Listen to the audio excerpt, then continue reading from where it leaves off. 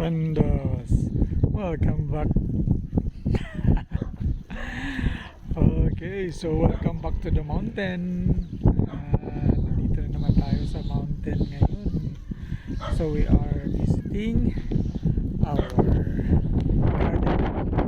Ayan yung garden namin, no? So dito yung, alam nyo ba kung ano yun? Ano ito? Ano ito?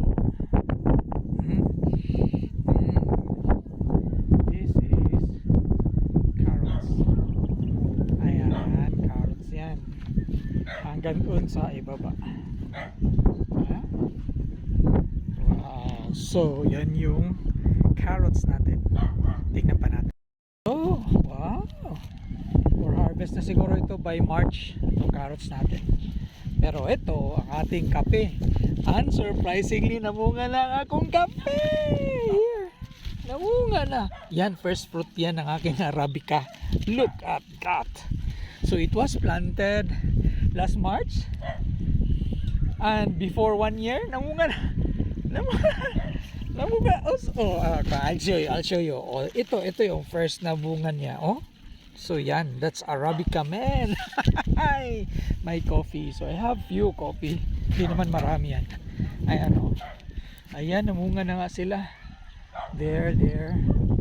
So palibot yan yung aking kape. Ayan. So namunga naman siya. Floating. Ayan, ang bilis namunga, no? So may ilang puno tayo dito. Sana di namatay yung iba. Okay. So yan pa, kape. Ayan.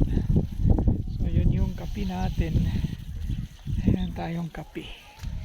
So ngayon, ating garden is planted with carrots. Ito, carrots. So it will be ready siguro by March harvest. Ito yung sayuti natin, no? Siyempre walang ano yan, walang halong chemical yan. Itong sayuti natin yan, nasa tabi.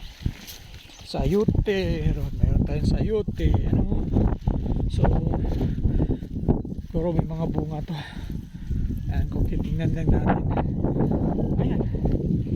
So ito, actually may isang puno tayo dito na medyo malaki. Ayan. Okay.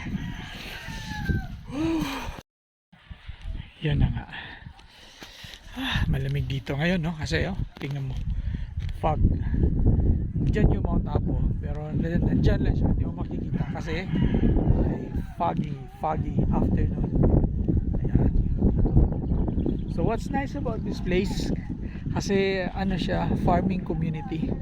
So yung mga makikita mo mga plots are vegetable farms. Mga plots na green.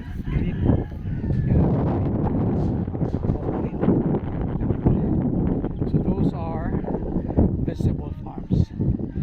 Yung green na may pagka may white something, repolyo.